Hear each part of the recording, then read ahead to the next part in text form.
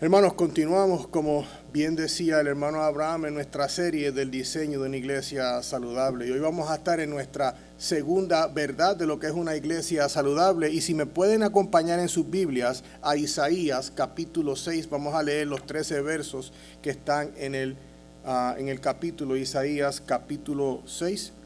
Y la palabra del Señor dice de la siguiente manera.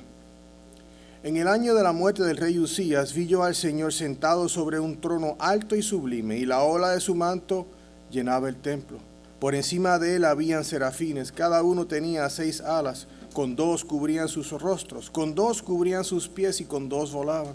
Y el uno al otro daba voces diciendo: Santo, Santo, Santo es el Señor de los ejércitos, llena está toda la tierra de su gloria. Y se estremecieron los cimientos de los umbrales a la voz del que clamaba, y la casa se llenó de humo. Entonces dije: ay de mí, porque perdido estoy, pues soy hombre de labios inmundos, y en medio de un pueblo de labios inmundos habito.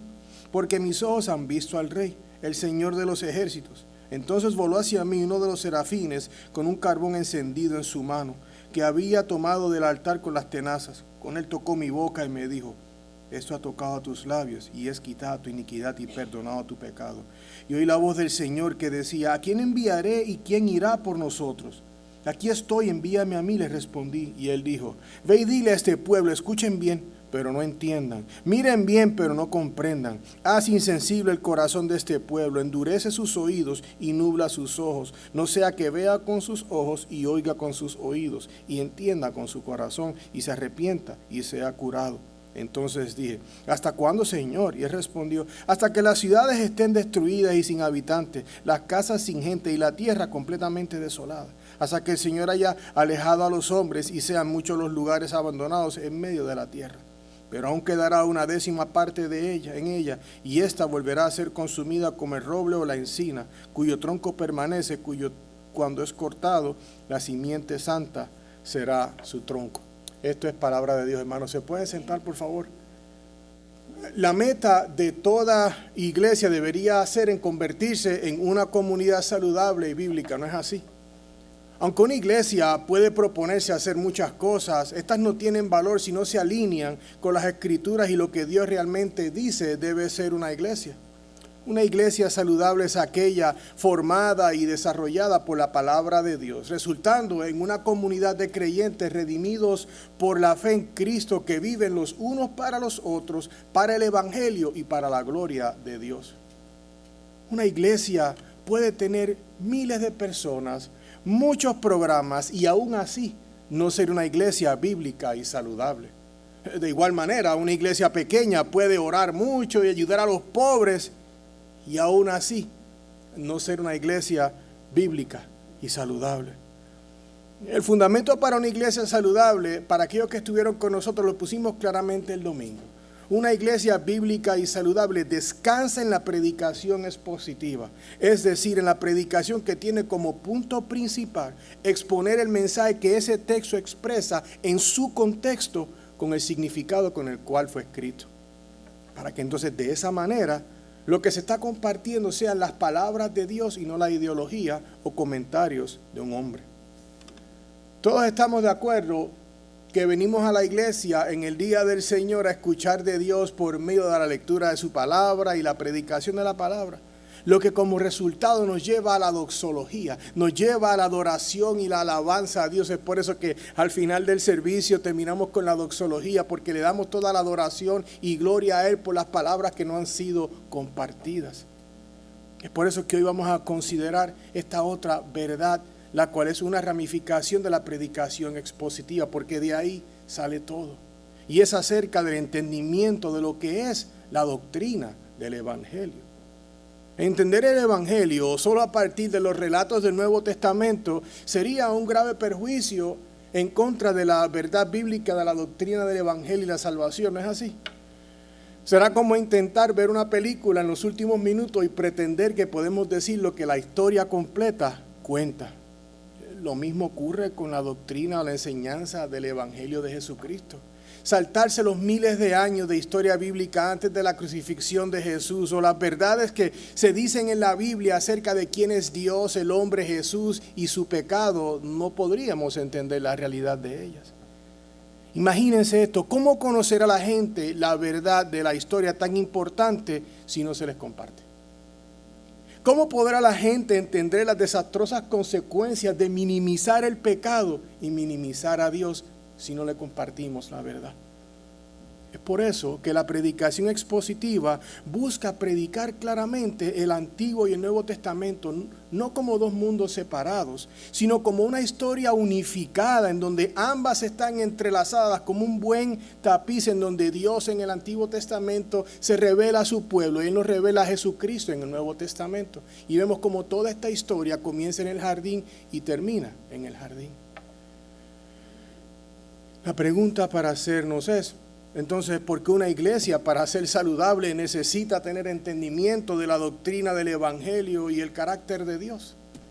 Bueno, comencemos con mencionar que una iglesia que no predica la Biblia en contexto, como consecuencia, sus miembros, personas que atienden, no tendrán entendimiento de quién es realmente Dios, de qué en realidad es el pecado y la importancia que hay de ser rescatado y salvado de la ira de Dios por causa de nuestro pecado. Pablo lo dijo muy bien en Romanos 1:18. Él dijo, porque la ira de Dios se revela del cielo con toda impiedad e injusticia de los hombres, que con injusticia restringen la verdad. Por otra parte, hay personas que solo hablan del amor de Dios y nada más. Es como que predican a un Dios hippie, puro amor nada más. No obstante, mi estimado, es importante entender que Dios no es solamente amor. Dios es la suma total de sus atributos a la misma vez. Él es justo, Él es amor, Él es misericordioso, todo a la misma vez. Esa realidad de los atributos nos lleva a pensar en un nombre que se llama la doctrina de la simplicidad divina. En resumen, la misma nos dice que Dios no posee cualidades como los hombres, decir que Él es el amoroso o Él es bueno, sino que Él es sus atributos. Dios es sus atributos. En otras palabras, todo lo que está en Dios es Dios. La confesión de fe de nosotros de 1689 nos dice esto en relación a lo que es la simplicidad divina de Dios y los atributos. Y es en el capítulo 2.1. Dice, el Señor nuestro Dios es uno, el único Dios vivo y verdadero. Él existe por sí mismo y es infinito y perfecto. Solo Él puede comprender su propia esencia. Él es un espíritu perfectamente puro, es invisible y no tiene cuerpo, ni miembros, ni emociones cambiantes. Solo Él es inmortal y habita en la luz a la que nadie puede acercarse. Es inmutable, inmenso, eterno, inescrutable, todopoderoso, infinito en todos los sentidos, completamente santo, perfectamente sabio, totalmente libre, enteramente absoluto en todas las cosas para su propia gloria, conforme al consejo de su propia voluntad inalterable y completamente justa. Es sumamente amoroso, misericordioso, clemente y paciente, rebosa bondad y verdad y perdona la iniquidad y la transgresión y el pecado. Recompensa a quienes lo buscan con diligencia, al mismo tiempo es perfectamente justo y temible en sus juicios.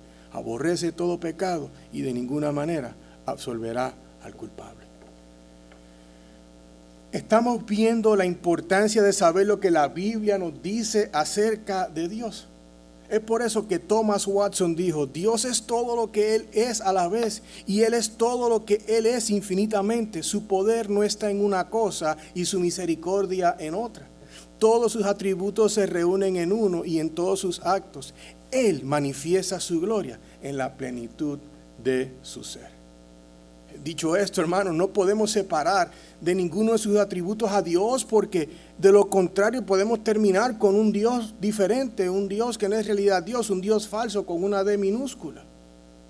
Entonces, los que estamos aquí hoy les pregunto, ¿conoces a Dios?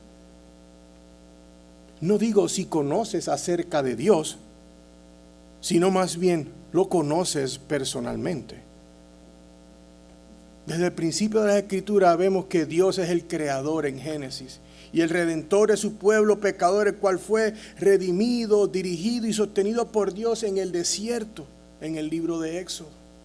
Estas verdades acerca de Dios sientan las bases para entender que el hombre es pecador y solamente a través de Dios es que puede conseguirse ese perdón que se necesita. Esto a través del poderoso evangelio de Cristo Jesús que recibe por fe. Es por eso que sin ninguna comprensión sólida del pecado y la maldad del hombre, contrastado con la santidad y la misericordia de Dios, no podemos entender completamente la profundidad, valor y significado de las buenas noticias del Evangelio de Jesucristo. Entonces, con esto en mente, nos dirigimos a un pasaje el cual ya leímos crucial en Isaías 6.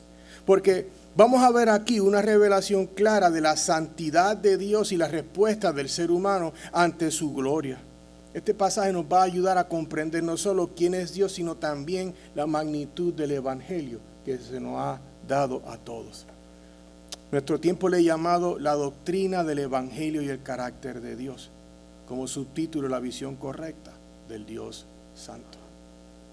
La idea central que vamos a estar desarrollando y buscar contestar es el siguiente argumento. El conocimiento de la santidad de Dios lleva al reconocimiento del pecado y al arrepentimiento.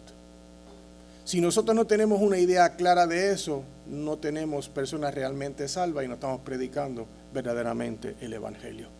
Los versículos del 1 al 3 tenemos el primer punto que dice la visión de la grandeza y la santidad de Dios. Vamos a ver esta visión de Isaías y cómo vemos la grandeza y santidad de Dios. Versículos 4 al 5 vamos a ver el santo temor de la presencia de Dios.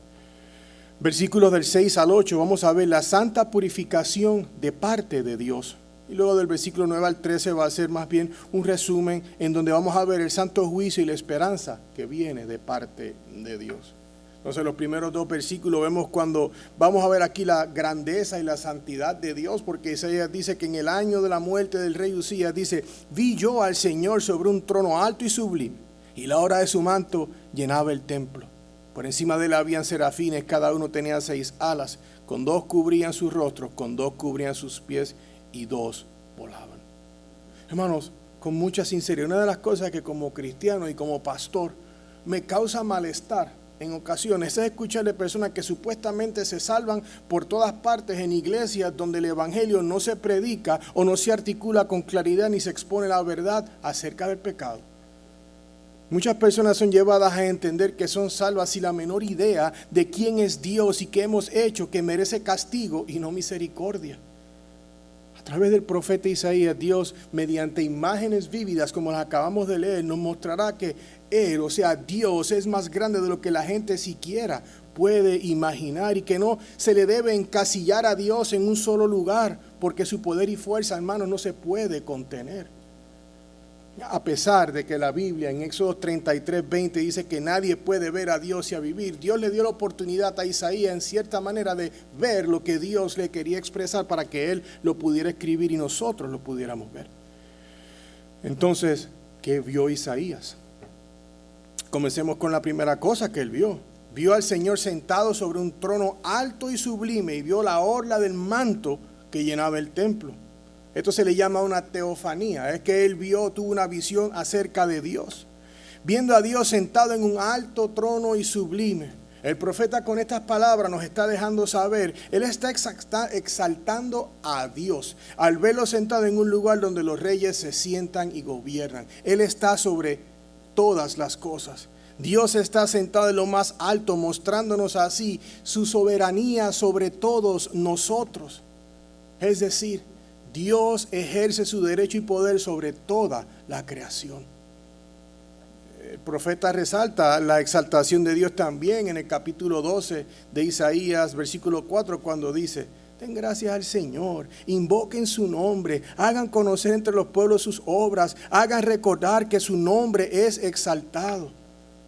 Estamos viendo cómo lo que el profeta Isaías está viendo de Dios es más grande que cualquier ser humano. Sentado sobre un trono alto y sublime. Ven estas palabras que son ricas y descriptivas acerca de dónde está Dios y quién es Él. Iglesia, la primera cosa que quiero impregnar en ustedes es que Dios es grande y soberano sobre su creación. Él es el que ejerce y gobierna sobre todas las cosas, incluido la salvación. ¿Qué fue lo que dijo Jonás? La salvación viene del Señor.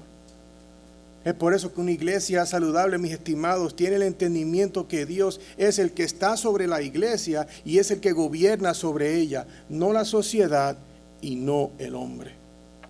Luego escuchamos que él dice que la orla de su manto llenaba el templo.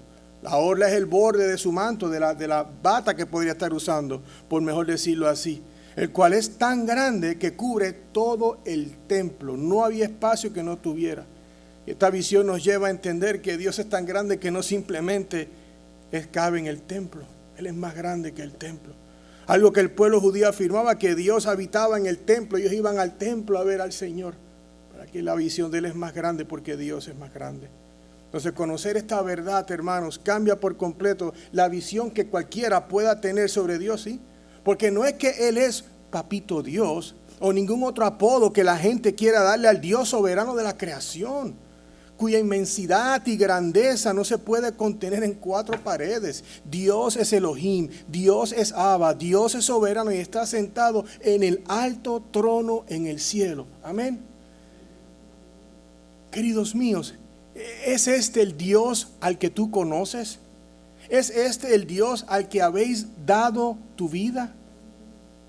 Thomas Watson dijo que Dios es el Señor soberano de todo y tiene el derecho absoluto de hacer con su creación lo que le place. Vemos a Dios con esa grandeza. Él está sentado en un trono alto. ¿Has visto la orla de su manto cubrir el templo? Que Él cubre todos los aspectos de su vida. Iglesia, no puede enfatizar más la importancia de comprender la soberanía de Dios sobre todas las cosas. A continuación vemos que ahora el profeta menciona que por encima de él habían serafines. Dice que cada uno de ellos tenía 6 alas. Con 2 cubría los ojos, con 2 cubría los pies y con 2 volaban. Ahora tenemos la imagen de un serafín que en el griego es una criaturita ardiente y la utilizaban en el hebreo, parece, para describir algo. Hay unas porciones de la escritura que lo utilizan para describir unas serpientes de fuego. Pero aquí estamos hablando de unos angelitos, estas criaturitas que son de fuego. Y esta visión nos deja saber del poder ardiente de Dios. Vemos el poder ardiente de Dios, que esta criatura ve eso tan inmenso que tiene que cubrirse los ojos porque la gloria de Dios es tan brillante que ni él la puede ver. Estamos viendo esto. Cuando vemos a Dios por el lente apropiado, sabemos que Él es más grande que todas las cosas. Y sabemos que la salvación que tenemos es un gran acto de misericordia y no porque no lo merecíamos. En la mención de la doctrina de la sencillez de Dios, mencioné que Él es la totalidad de lo que Él es, o sea que Dios es sus atributos. Lo menciono porque a continuación voy a mencionar uno en específico que quiero que hagamos un zoom como en una cámara para que lo veamos más de cerca. El versículo 3 de Isaías 6 dice: y el uno al otro daba voces diciendo: Santo, Santo, Santo es el Señor de los ejércitos, llena está toda la tierra de su gloria. Vamos a hablar de la santidad de Dios. Es al superlativo, santo, santo, santo. Está a una capacidad más grande. No es que Él es santo, Él es santo, santo, santo. Esta mención nos muestra de cerca que el Dios de la creación, quien liberó a su pueblo pecaminoso del cautiverio en Egipto, no solamente es grande y soberano y vasto, sino que también Dios es santo, santo, santo. Es decir, Dios es puro, sin manchas ni defectos. Dios es completamente perfecto. R.C. Sproul dijo lo siguiente: cuando la Biblia nos dice que Dios es santo, significa que Dios es infinitamente puro, separado y distinto de todo lo que es pecado e impuro. Su santidad no es una parte de lo que Él es, sino la esencia misma de su ser. Estamos viendo la importancia de esta verdad. Tanto así que la tierra está llena de su gloria, dice.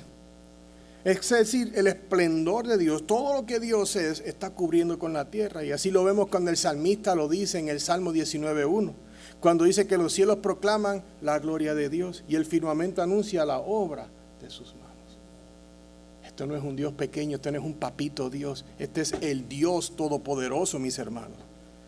La gloria de Dios está plasmada en todas partes. Su grandeza llega hasta los confines más remotos de la tierra. Dios es santo, Dios es puro y no mezcla con el pecado. Más bien, su grandeza, omnisciencia y omnipresencia hace que donde quiera que estamos, nos ve y nos ve cuando pecamos. David así lo expresó en el Salmo 139, del versículo 8 al 10. Él dice, si subo a los cielos, ahí estás tú. Si en el Seol preparo mi lecho, allí estás tú. Si tomo las alas del alba y si habito en lo más remoto del mal, aún allí me guiará tu mano y me tomará tu diestra. Iglesia y amigos, no hay escapatoria de la grandeza de Dios. No hay manera que Dios se separe de su santidad por pecado. Y no hay manera que Dios separe su justicia de su santidad, porque Dios es santo, santo, santo. Dios es infinitamente santo y todos los cristianos debemos tener esa realidad en nuestra vida, porque eso es al Dios que le servimos. Es a Él, al Dios que rendimos nuestras vidas, no con nuestras reglas, pero con su palabra. Y pedimos siempre, como en la oración, pedimos que todos los púlpitos, empezando en nuestra ciudad, le dejen saber a su pueblo la grandeza de Dios. Y que nosotros los hombres, Dios no nos debe nada. Yo les pregunto lo siguiente: ¿has visto la gloria de Dios? ¿Han adorado tus labios al Señor como los serafines que decían santo, santo, santo? Iglesia, cuando vemos la gloria y la majestad de Dios, nos lleva a entender que Dios es soberano sobre todo, incluyendo nuestras vidas, pensamientos y acciones.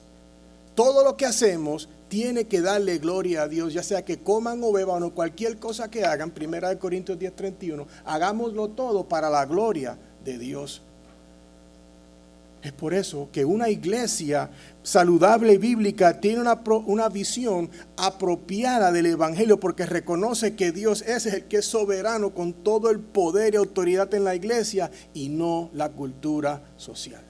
Del púlpito no se habla de problemas sociales, del púlpito hablamos de Cristo y este crucificado.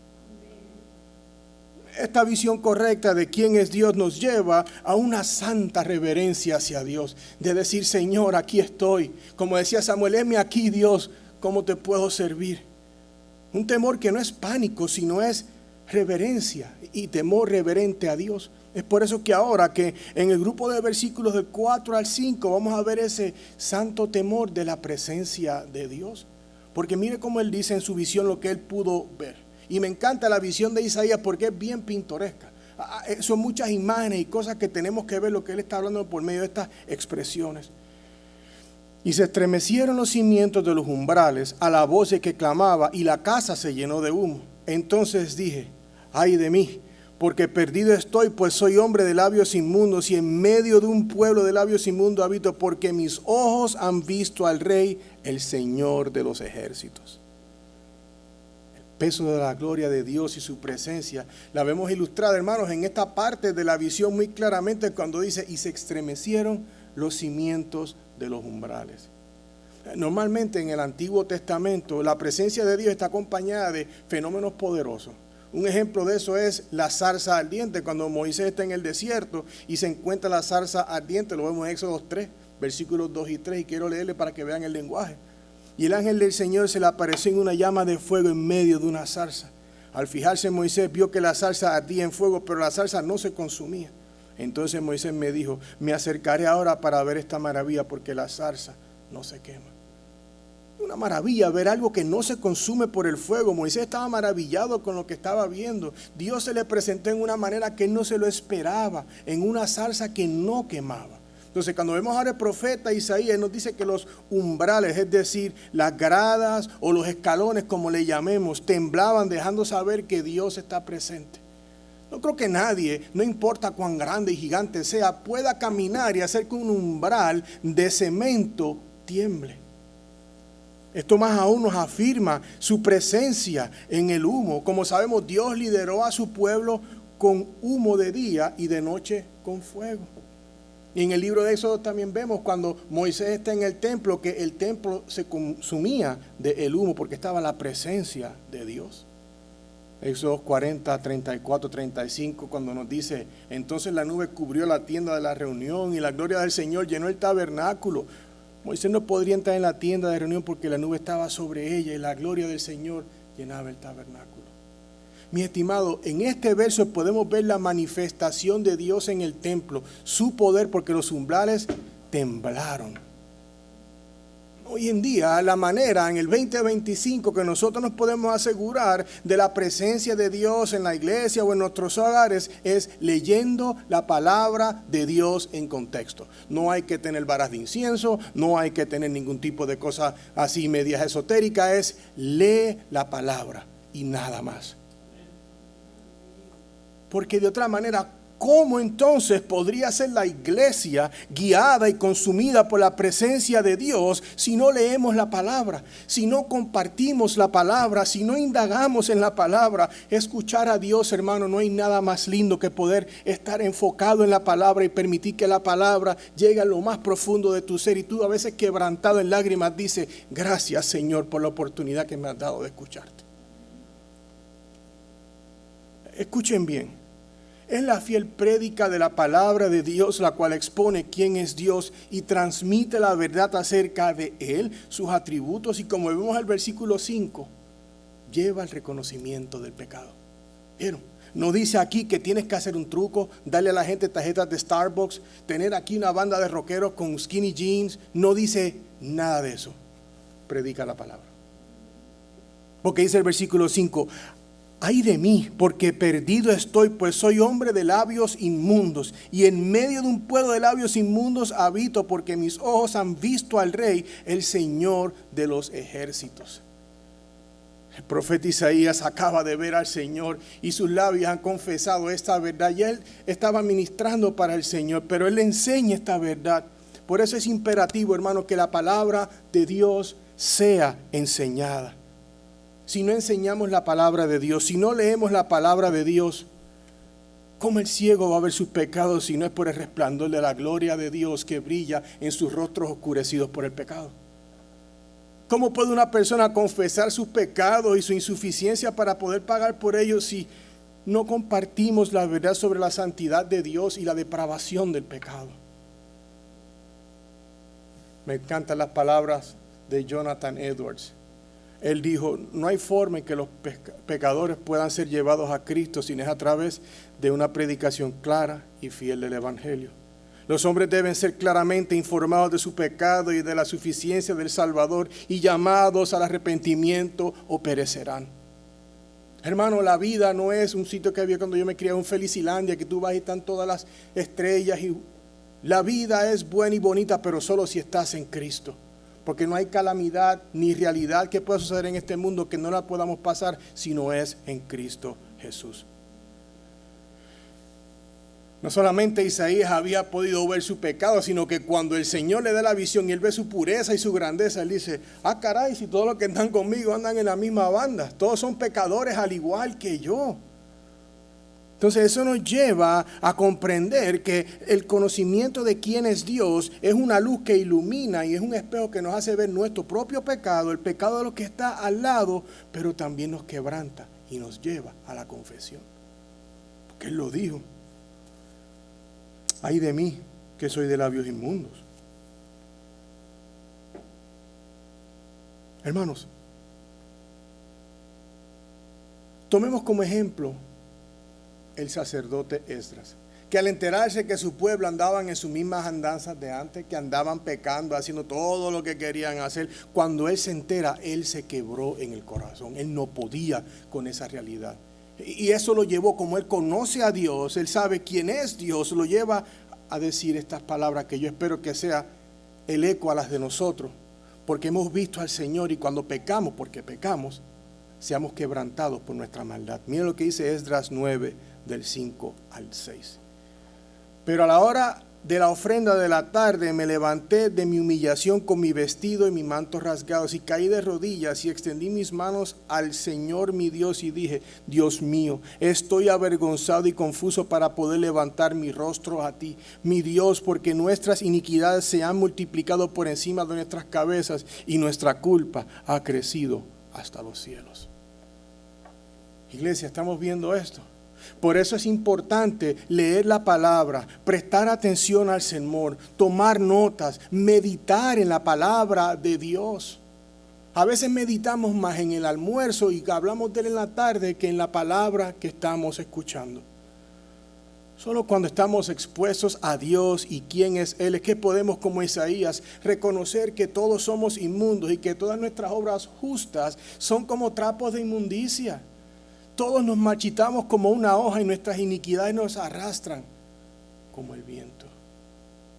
Hermano, es por eso que una iglesia bíblica y saludable expone la verdad acerca de quién es Dios, para que de esa manera Dios trabaje en cada persona, llevándonos a confesar nuestros pecados con frecuencia. Mediante Él nos va madurando, creciéndonos y levantándonos al temor de Dios cada día más.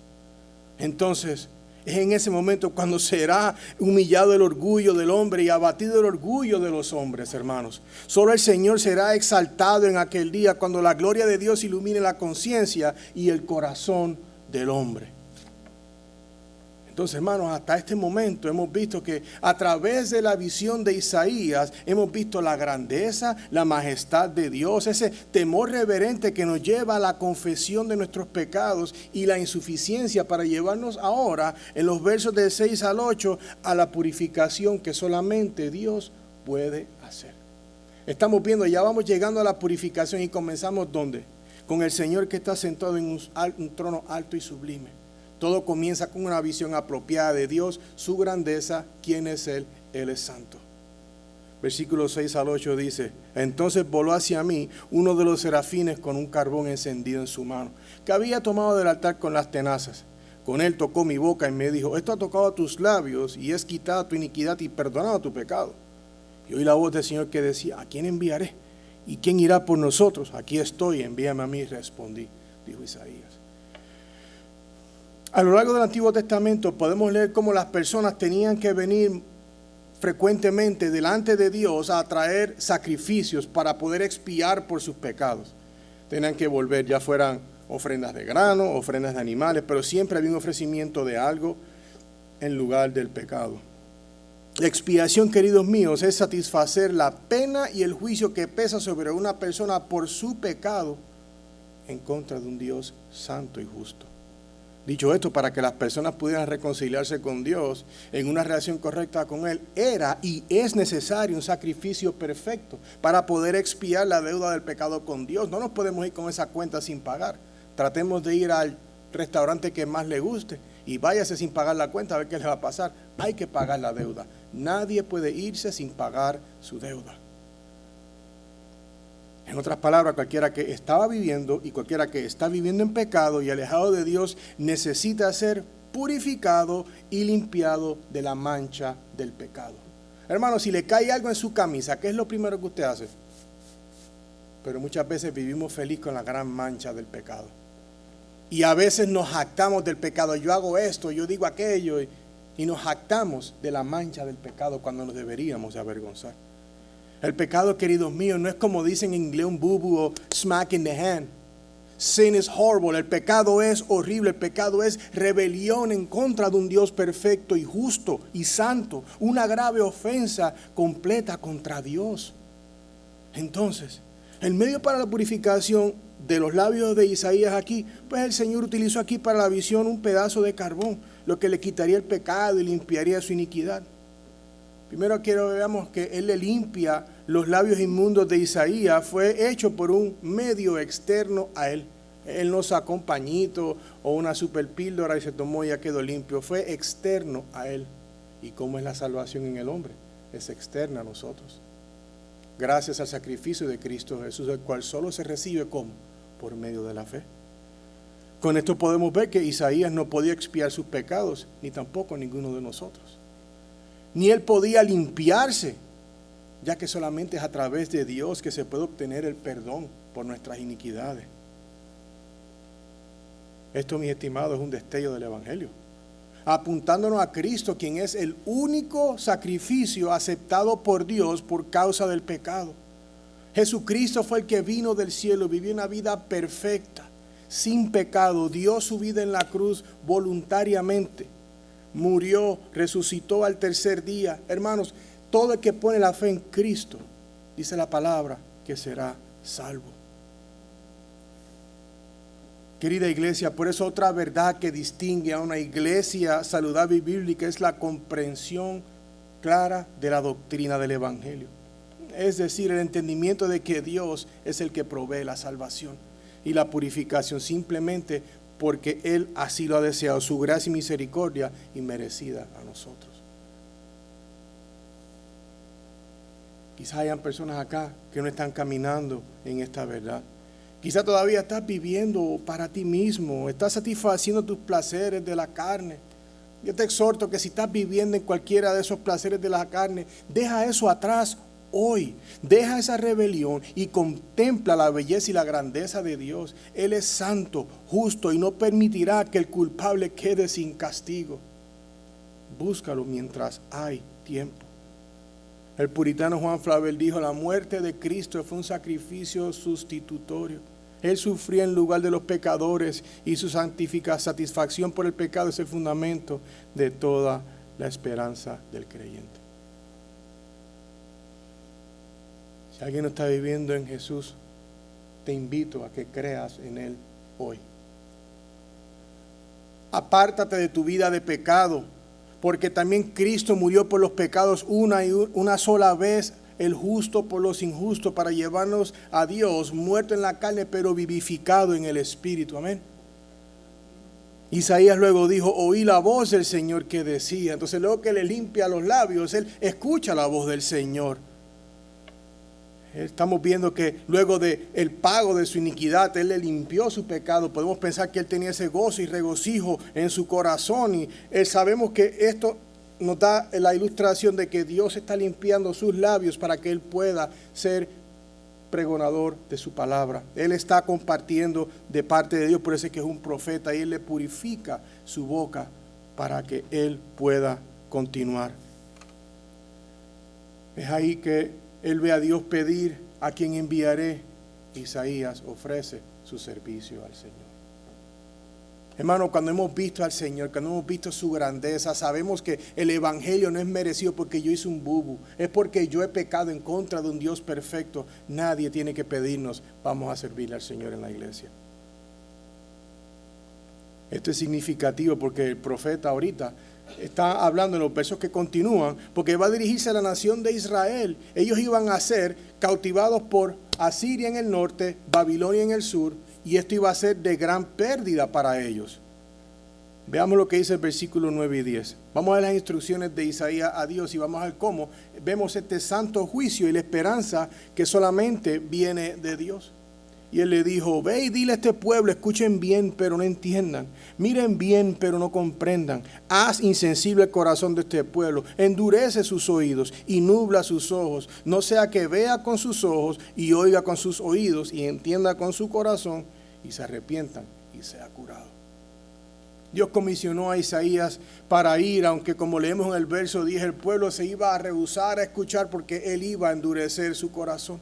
Ellos no escucharían el mensaje que el profeta le está trayendo. Ellos no iban a aceptar las palabras de Dios. Y no es eso lo que sucede en nuestro diario también. Tú le compartes a cualquier ser humano de la palabra de Dios: no tengo tiempo para eso. Los invitas a la iglesia: no tengo tiempo. Los invito de happy hour, te dicen: ¿a qué hora? Es por eso, hermanos, que esta dureza de corazón solamente puede quebrarse con la palabra de Dios, porque esto está en nuestros alrededores, en nuestras familias. Pueden haber personas sentadas aquí de frente a mí que tienen el corazón como una piedra, pero están aquí porque no tienen otro remedio. Pero yo le pido a Dios que su palabra ablande tu alma y tu corazón para que tú veas la grandeza y santidad de Dios y veas su misericordia y amor sobre ti, a la misma vez que Él va a ser justo si nunca vienes a la fe en Cristo. Es por eso que es importante que una iglesia saludable siempre predique la palabra de Dios expositivamente, para que ella sea la que confronta el pecado y las personas no se endurezcan escuchando fábulas locas y comentarios tontos, en vez de escuchar la palabra de Dios, que es la única que los puede confrontar y nos puede dirigir. John Owen dijo, Dios es soberano y es quien de manera justa ciega a los ojos de aquellos que en su orgullo y rebelión rechazan su luz. Oirán la palabra, pero no la entenderán, porque han cerrado sus oídos y endurecido sus corazones. No podemos hablarles de los techos, porque estaríamos aventando piedras de una casa de cristal. Pero muchas veces, hermanos, tenemos los corazones endurecidos. Pensemos en nuestros hogares cuando nos ponemos quizá un poco orgullosos y yo no quiero o lo que fuera. Hermano, tenemos que tener corazones que son movidos por la palabra del Señor. Tenemos que tener vidas que sean dirigidas por Él. ¿Por qué? Porque tenemos una visión correcta de que Dios es grande, soberano y poderoso. Y como oré en la oración pastoral, hermano, cuando tengamos alguna dificultad con alguien, recordémonos que Dios nos perdonó esos pecados que si alguien te entera, la cabeza se te pone roja. Entonces miremos la respuesta de Isaías a Dios en los versículos 11 al 12. Porque él dice, ¿hasta cuándo, Señor? Y él responde, hasta que las ciudades estén destruidas y sin habitantes, las casas sin gentes. Es inminente el juicio de Dios. Y la tierra completamente desolada, hasta que el Señor haya dejado a los hombres y sean muchos los lugares abandonados en el medio de la tierra. El juicio es inminente. ¿Por causa de qué? Por causa del pecado. No hay nada que los pueda alejar de la realidad que viene hacia ellos. No hay nada que pueda alejar al hombre de la realidad que vamos a morir y vamos a perecer. Y hay solamente dos cosas. O has vivido para Cristo y has confiado en Cristo, o has confiado en ti y cuando mueras estarás lejos de Dios y lejos de Cristo. Hermanos y hermanas en Cristo, ustedes y yo hemos sido salvados por la sangre del Cordero. Sin embargo, tenemos áreas en nuestras vidas que sabemos que Dios necesita continuar obrando. La iglesia es la unidad de los que hemos sido llamados de la oscuridad a la luz para ser una comunidad de fe que entiende que Dios de los cielos, Santo, Santo, Santo, nos ha dado la salvación por medio de Cristo. Entonces el versículo 13 nos deja ver esa esperanza venidera. Está hablando de la destrucción, todo lo que iba a pasar. Pero mire cómo el versículo 13 les da una esperanza. Pero aún quedará una 10ª parte en ella. Es decir, está lo que le llamamos el remanente. Había muchos que iban a perecer, muchos que no iban a creer, pero hay un remanente, el cual todavía se mantendrá fiel. Démosle la gracia a Dios que aquí ya vemos de los que estamos en ese remanente. Y esta volverá a ser consumida como el roble o la encina, cuyo tronco permanece cuando es cortado. La simiente santa será tu tronco.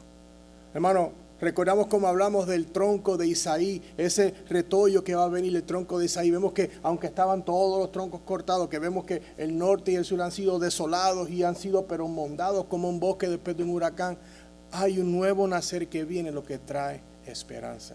Hay vida y esa vida nos apunta a Jesucristo. Ven, hermanos, el pecado ha destruido todo, ha destruido la relación que el hombre tenía con Dios, pero solamente a través de Jesucristo, comprendiendo de que solamente a través de Dios es que recibimos esa misericordia, es entonces que vemos a Cristo como ese retoño de esperanza.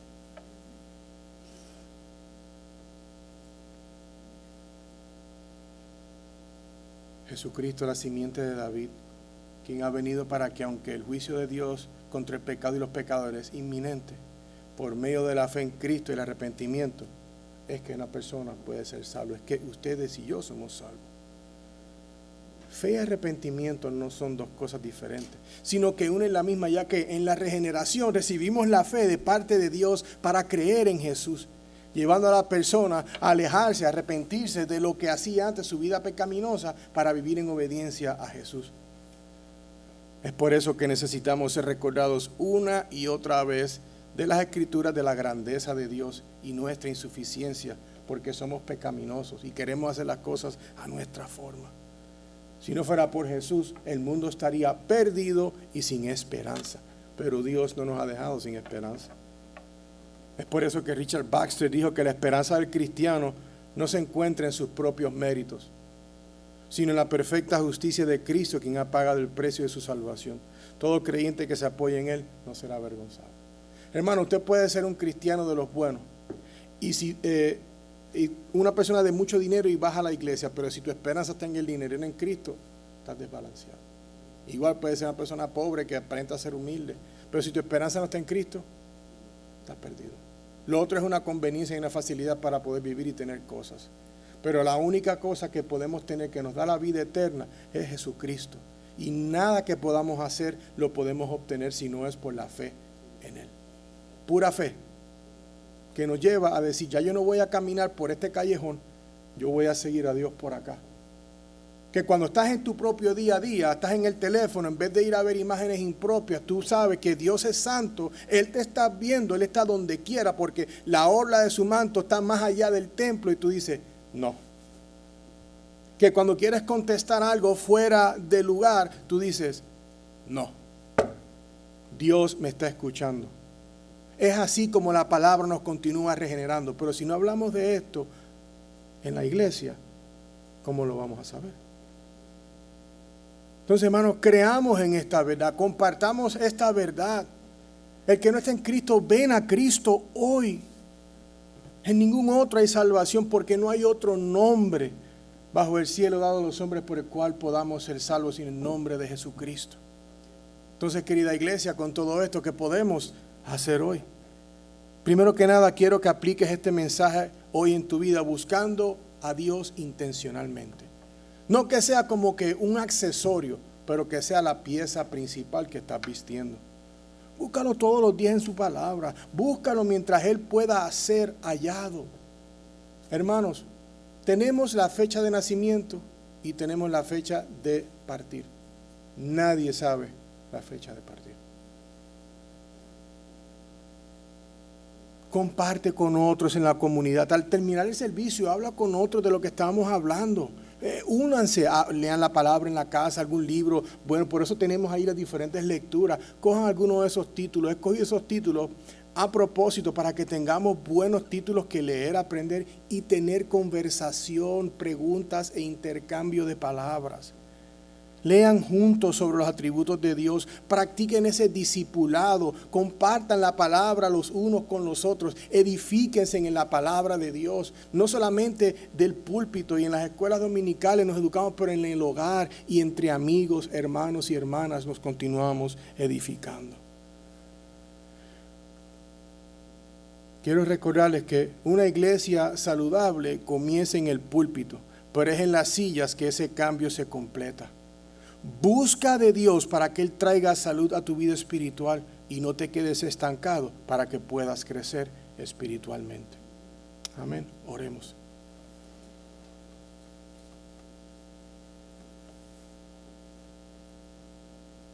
Señor, gracias por este recordatorio. Gracias, Señor, que en el día de hoy, Padre, a través de la visión del profeta Isaías, tú nos has mostrado, Señor, tu grandeza. Nos has mostrado tu poder. Nos has dejado saber, Padre, que nosotros sin ti estaríamos perdidos. Padre, muchos días de nuestra semana andamos ciegos a tu grandeza, andamos sordos a tu verdad. Pero yo te pido, Dios, que en este día, Padre, tu palabra que es viva, eficaz y va a hacer la obra la cual tú has intencionado. Te pido, Señor, que tú hagas que esta verdad crezca en el corazón de todos los que estamos aquí. Padre, da un hambre aún mayor para tu palabra. Da un entendimiento, Señor, que no es que no lo merecemos, es que a ti te ha placido darlo por gracia y tu misericordia. Señor, te pido por los hermanos y hermanas en la fe en esta comunidad. Te pido, Señor, que los acerques más a Cristo, más a tu palabra y más el uno al otro. Te pido, Padre, por aquellos que están endurecidos, están fuera. Yo te pido, Señor, que en el día de hoy, esta palabra, Señor, que es poderosa, que hace que los umbrales tiemblen, que es tan brillante tu gloria que ni los serafines pueden verte, por eso se tapan los ojos, Señor. Que tu gloria nos ciegue hoy para que vivamos una vida de santidad y tú nos continúes moldeando y cambiando nuestra forma de ser para que seamos más como Jesucristo. Te damos toda la honra y la gloria en el nombre de tu Hijo amado. Amén.